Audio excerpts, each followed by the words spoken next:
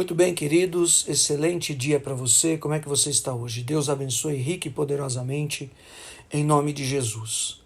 Muito bem, as grandes conexões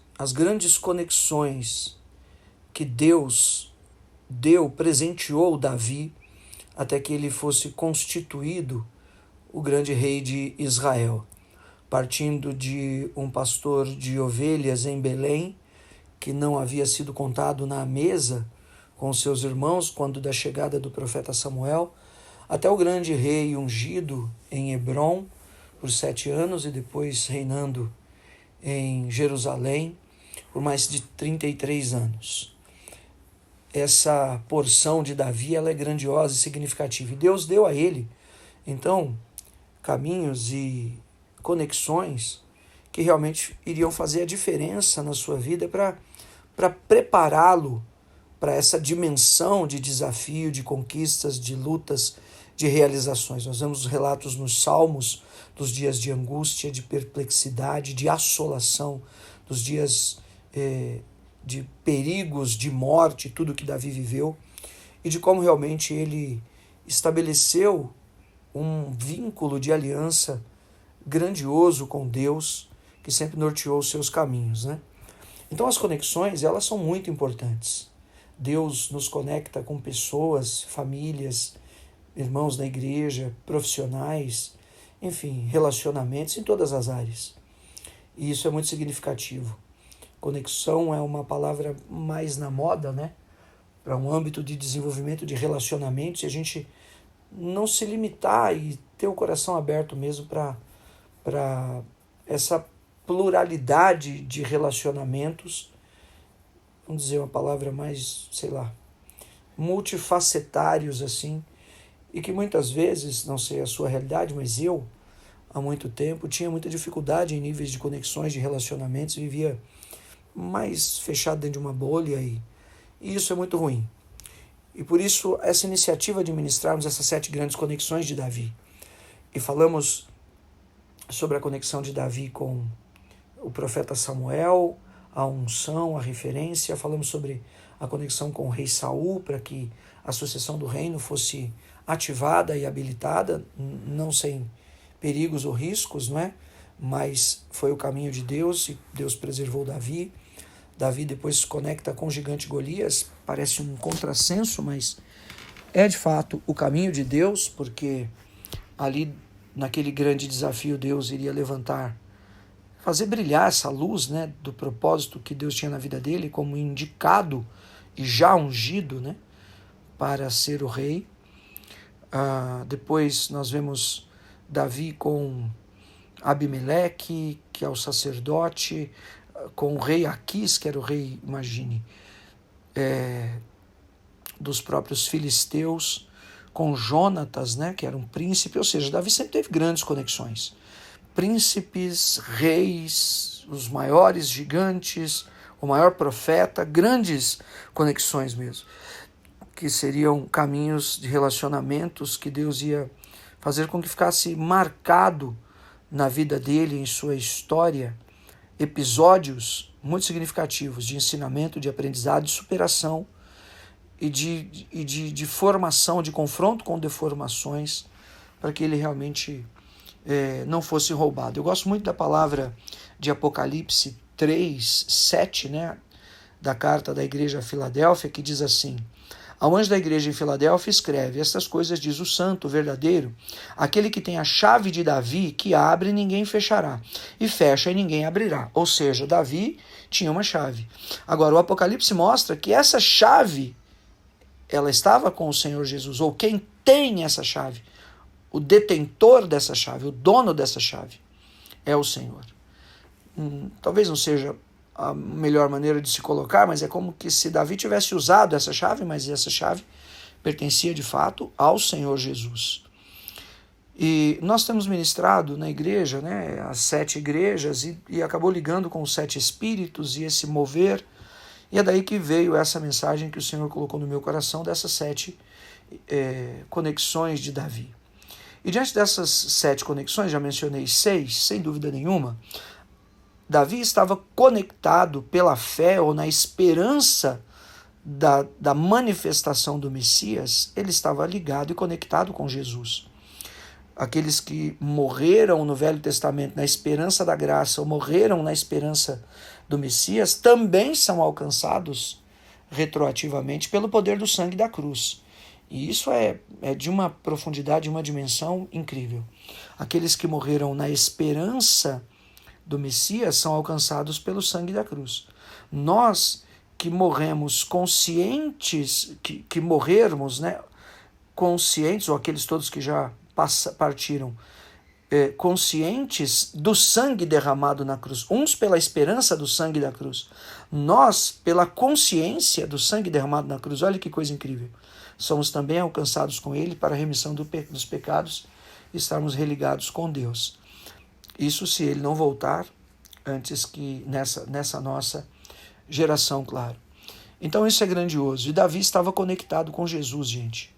E essa conexão, ela é de uma profundidade de revelação e de um brilhantismo realmente muito especial. E vale a pena olhar para alguns desses pontos, desses aspectos, não somente a título de estudo, mas a título de você entronizar isso no teu espírito, no teu coração, que é uma validação de fé muito especial. Uma experiência que nós vimos durante toda a semana com o Espírito de Deus, muito especial mesmo. E aquilo que você se aprofunda na palavra traz uma marca de um sentimento, de uma liberação, de uma aliança, de uma conexão com Deus muito, muito superior mesmo. E essa tem sido a nossa iniciativa. Então vamos lá fazer algumas considerações diante disso. Muito bem, começando, não poderia, eu creio, faltar, né, ou ser diferente, essa virtude grandiosa da revelação de Davi do Salmo 110. Né?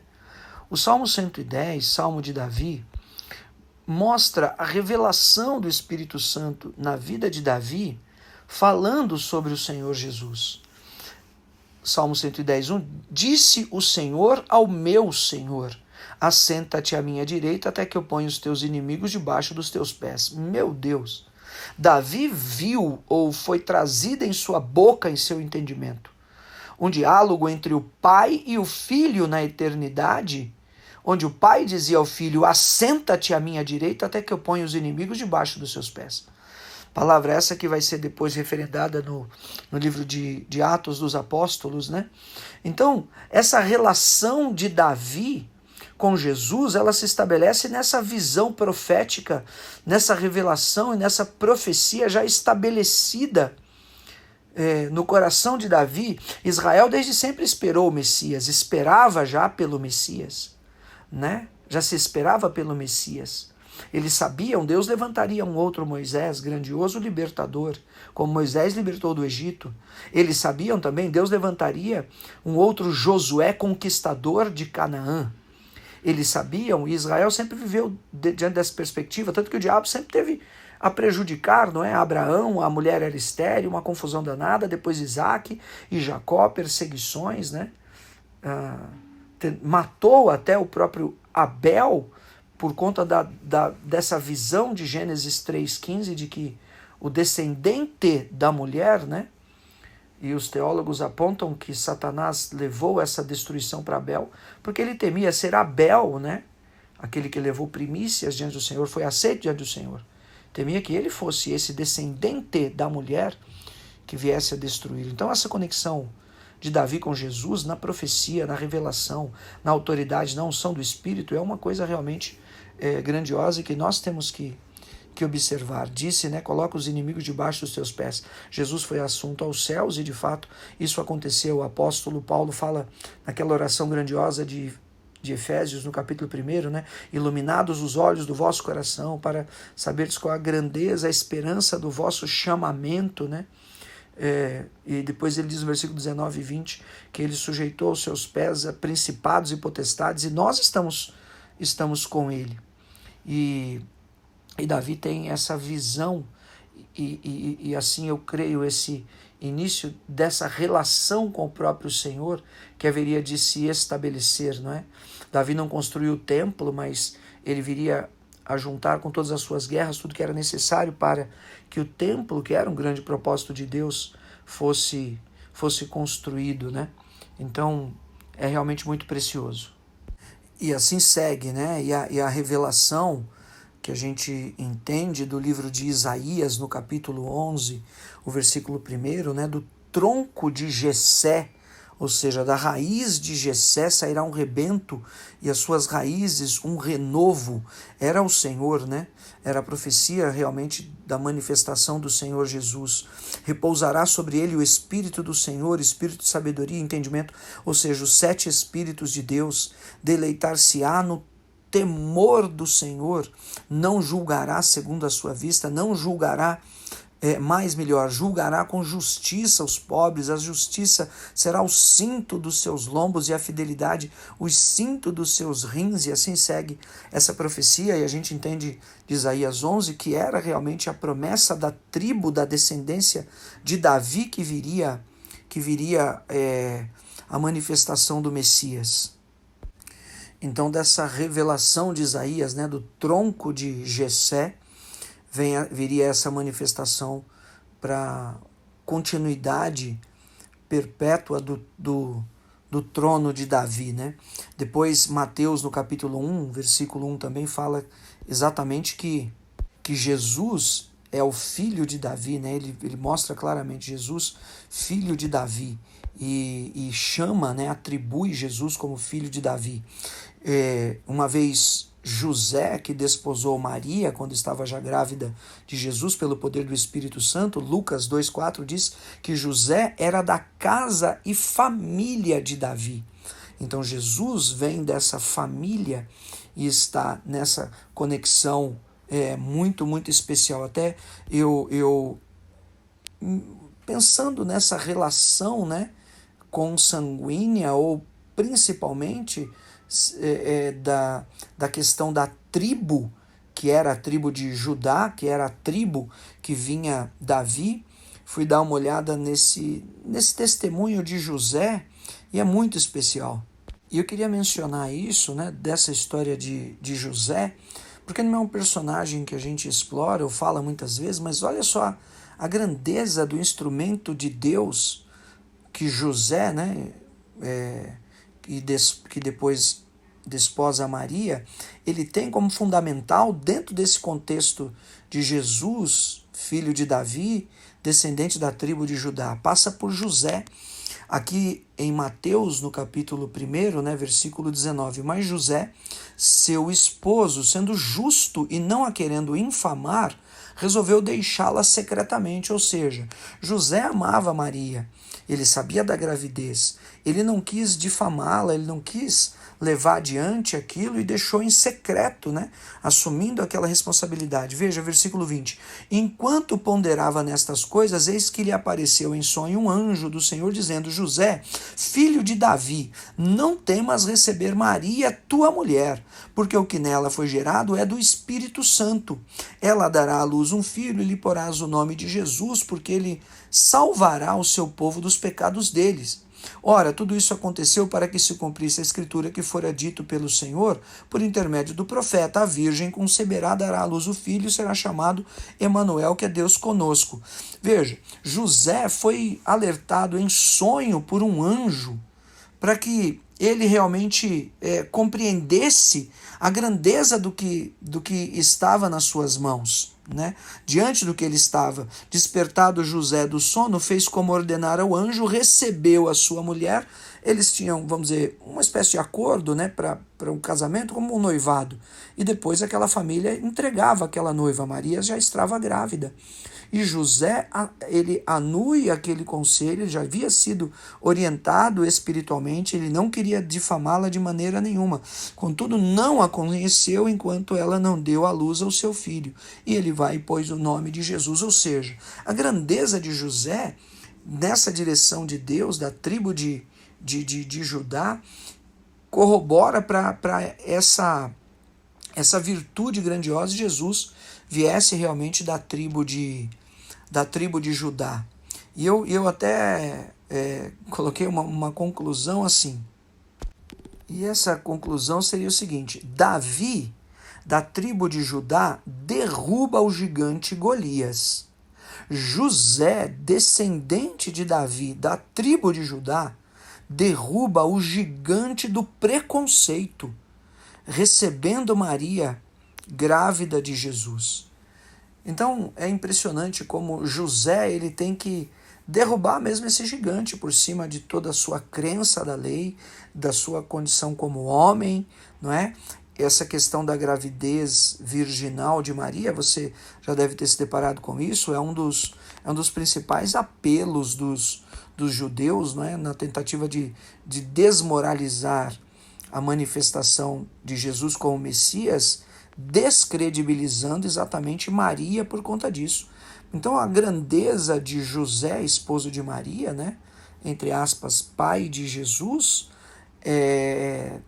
passa exatamente para que se manifestasse essa conexão de Davi com Jesus através da tribo. Se primeiro pela revelação, segundo por essa condição sanguínea, ou talvez descrevendo de outra maneira, melhor, pela tribo de Judá, né? E daí nós temos essa preciosidade de Apocalipse 5:5, né? Todavia um dos anciãos me disse, não chores, eis que o leão da tribo de Judá, veja, o leão da tribo de Judá, a raiz de Davi, venceu para abrir o livro e seus 7 selos. É a visão do apóstolo João, não é? Do cordeiro que vai pegar o livro da mão do próprio Pai, né? Do próprio Deus nos céus. Ele é o leão da tribo de Judá. E ainda o Apocalipse 22, ele fala novamente essa menção, né? Quando ele fala sobre esse final no capítulo 22, versículo 16, né? Eu, Jesus, enviei o meu anjo para vos testificar estas coisas às igrejas. Eu sou a raiz e a geração de Davi, a brilhante estrela da manhã. E aqui essa conclusão do Apocalipse é o próprio Senhor Jesus dizendo, né? Eu sou a raiz e a geração de Davi, confirmando que ele era, portanto, antes de Davi, e a geração de Davi, porque da tribo de Judá ele viria adiante desse contexto. Não é à toa que Jesus era chamado, ou foi chamado nos evangelhos, né, de filho de Davi. Aqui tem o detalhe da estrela da manhã, que foi mencionado em uma das ministrações, que aparenta com as letras do hebraico para a formação da estrela de Davi, uma explicação assim, mais ou menos, mais complexa, né, mas simplificando, para formar essa estrela de Davi que está na bandeira de Israel até o dia de hoje. Então é muito precioso, né? A raiz e a geração de Davi. Raiz, porque está antes de Davi. Disse o Senhor ao meu Senhor. E geração de Davi, porque está exatamente vindo da tribo de Judá, né? O leão da tribo de Judá. Então, pela revelação, por essa condição consanguínea da tribo de Judá, e por essa manifestação grandiosa da chave de Davi, que quem a detém é o Senhor. E isso nos remete a uma visão e uma revelação muito especial. Primeiro, de Jesus ser chamado filho de Davi no Evangelho. E depois da finalidade dessa chave, gente. A finalidade dessa chave de Davi, que quem a detém é o Senhor.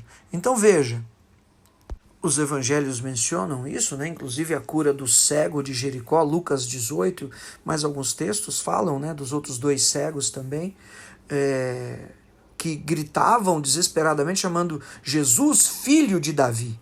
E ele era chamado filho de Davi, né? E milagres aconteceram pelas mãos de Jesus diante do povo, que não tinham obrigatoriamente, necessariamente a condição ou o porquê, saber dessa revelação em uma profundidade maior, talvez, de que haveria, vamos dizer, entre aspas, uma incorreção de chamá-lo de filho de Davi, porque ele era antes de Davi. Mas, independentemente disso, aqueles que o chamaram de filho de Davi, dentre a multidão, foram alcançados com a sua graça, com o seu poder, com a sua misericórdia, o seu perdão e amor, e com o milagre e com a cura. Mas o Senhor Jesus vinha corrigir isso diante dos escribas, veja, porque os escribas, eles tinham todo o conhecimento da lei e dos profetas. Então veja, o Evangelho de Marcos também menciona, né, mas Jesus vem a corrigir isso diante dos fariseus e dos escribas. Mateus 22, 41. Reunidos os fariseus, interrogou-os Jesus: que pensais vós do Cristo? De quem é filho? Responderam-lhe eles: de Davi. Replicou-lhes Jesus: como, pois, Davi, pelo Espírito, veja, na revelação, chama-lhe Senhor, falando lá do Salmo 110, dizendo: disse o Senhor ao meu Senhor: assenta-te à minha direita até que eu ponha os teus inimigos debaixo dos teus pés. Jesus citando o Salmo 110. Se Davi, pois, lhe chama Senhor, como ele é seu filho? Ninguém podia responder palavra, nem ousou alguém, a partir daquele dia, fazer-lhe mais nenhuma pergunta. Ou seja, Jesus, ele encerrou o assunto, colocando as coisas, mesmo como homem, em um outro prisma de magnitude espiritual, onde ele desce da glória, para que fosse confirmada essa manifestação do Messias ao mundo no ventre da Virgem. E tinha que ser da tribo de Judá, né? Nesse âmbito natural, humano, como filho de Davi. Então, essa correção que Jesus traz nessa revelação, ela só glorifica o Senhor, colocando realmente Davi como um grande instrumento de Deus para Israel, como um grande instrumento de Deus, como filho de Deus e maior de todos os reis, para edificação daquele reino, né? Davi não é o primeiro rei, mas a monarquia de Israel era um propósito de Deus para toda a unificação também das tribos, e passam através das mãos de Davi. Por quê? Porque Israel precisava estar preparado, fortalecido em todas as promessas feitas desde Abraão, para gerar então o Messias. O apóstolo Paulo deixa isso ainda mais claro, né, em Romanos 1, versículo 3, com respeito a seu filho, o qual segundo a carne veio. Veja, segundo a carne, veio da descendência de Davi. Está escrito, Romanos 1, 3. Então, segundo a carne, Jesus é da tribo de Judá. Veja como é grandiosa aquela intervenção que eu mencionei de José, né, que desposou Maria. Segundo a carne, veio da descendência de Davi e foi designado filho de Deus com poder, segundo o Espírito de santidade pela ressurreição dos mortos, a saber, Jesus Cristo, nosso Senhor. Ou seja, ele é filho de Davi segundo a carne, para se cumprir a profecia que ele é da tribo de Judá, o leão da tribo de Judá. Mas ele é filho de Deus no poder da santidade do Espírito na ressurreição dos mortos, para ser antes de Davi, do tronco de Jessé, a raiz de Davi. Assim, confirmando toda a profecia e toda a escritura também sendo validada, e trazendo esse benefício grandioso da chave de Davi para Israel e do detentor da chave de Davi, então, agora, o Senhor Jesus ressurreto, à destra do Pai, ocupando o seu lugar que estava vazio, para benefício da igreja. Eu fiz algumas considerações finais, o áudio ficou muito extenso, mas eu creio que vale a pena conferir.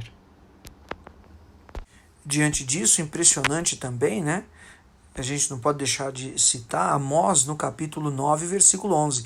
Naquele dia levantarei o tabernáculo caído de Davi. Repararei as suas brechas e, levantando-o das suas ruínas, restaurá-lo-ei, como fora nos dias da antiguidade. Ou seja, o tabernáculo caído de Davi, do prisma, né, do ponto de vista de Israel, é a destruição, é a divisão do reino a partir de Salomão, Roboão, os reis descendentes de Davi, que acabaram se comprometendo grandiosamente. Mas a marca de Davi para Israel, nessa constituição da monarquia e da unificação do reino, para formar esse Israel compacto, sólido e tudo mais, ela realmente era indistinguível, e da grandeza de todos os salmos que glorificam o Senhor por essa conquista. Mas, de fato, o tabernáculo de Davi estava caído, mas aquele rei que haveria de restaurar, ou esse descendente de Davi que se assentaria no trono, tanto é que os judeus esperavam um descendente de Davi para ascender ao trono. Não puderam aceitar Jesus, porque ele não tinha essa formosura de um descendente de Davi ou filho de rei, muito menos, né? Então isso realmente é muito importante. Essa restauração do tabernáculo caído de Davi vai se dar para estabelecer o reino de Deus, o trono da graça do Cordeiro. E essa é a verdadeira restauração que nós vemos no tabernáculo caído de Davi. Os judeus ainda esperam essa restauração, por isso dizem do terceiro templo, etc. Não é o caso aqui.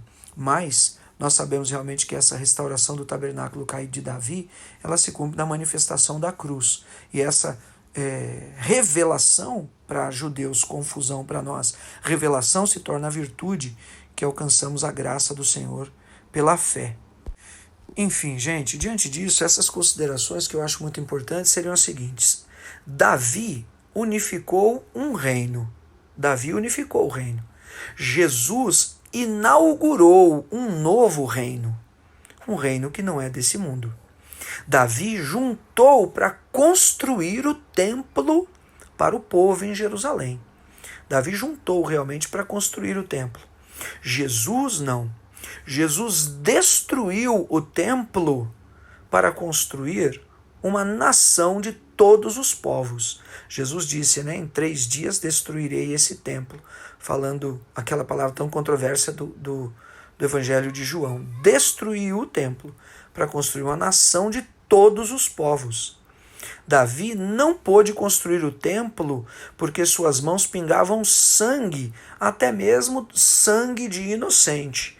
Está escrito, Deus não permitiu que Davi construísse o templo porque a sua mão estava manchada de sangue. Agora veja, Jesus não. Jesus, ele como inocente, derramou o seu próprio sangue para defender até mesmo os incrédulos e até mesmo os inimigos. Davi unificou o reino, isso é interessante.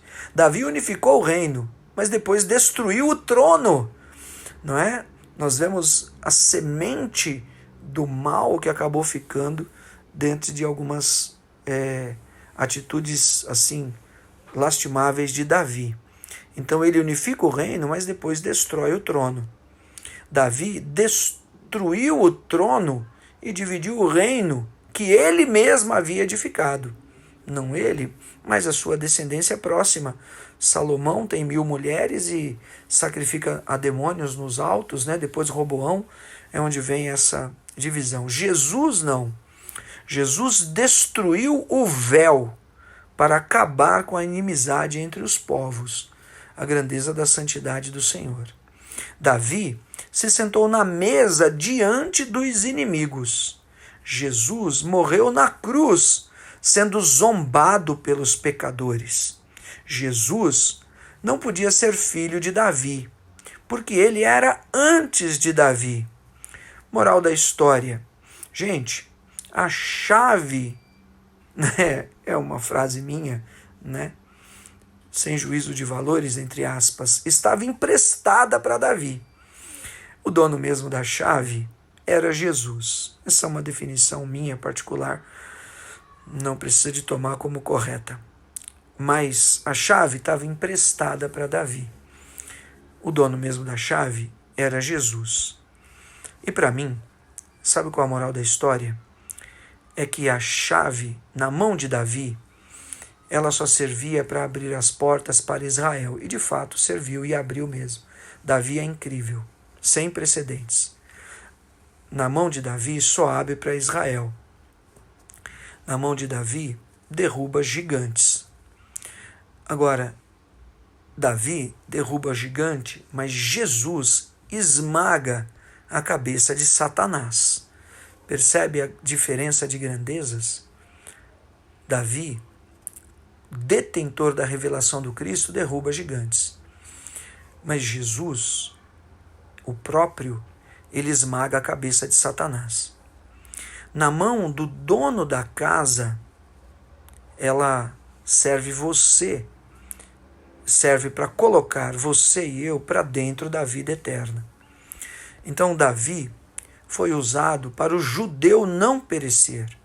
Jesus foi levantado para salvar você. Davi recebeu uma coroa para sentar no trono de honra em Jerusalém.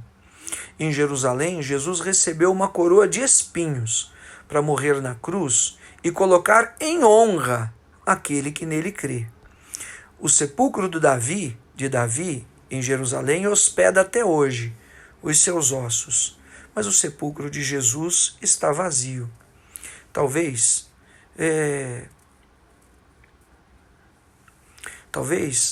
essas coisas poderiam ser colocadas de uma outra maneira, mas eu gostaria de encerrar e resumir assim. Davi só podia abrir a porta para o judeu, mas Jesus, ele pode abrir a porta para uma pessoa como eu.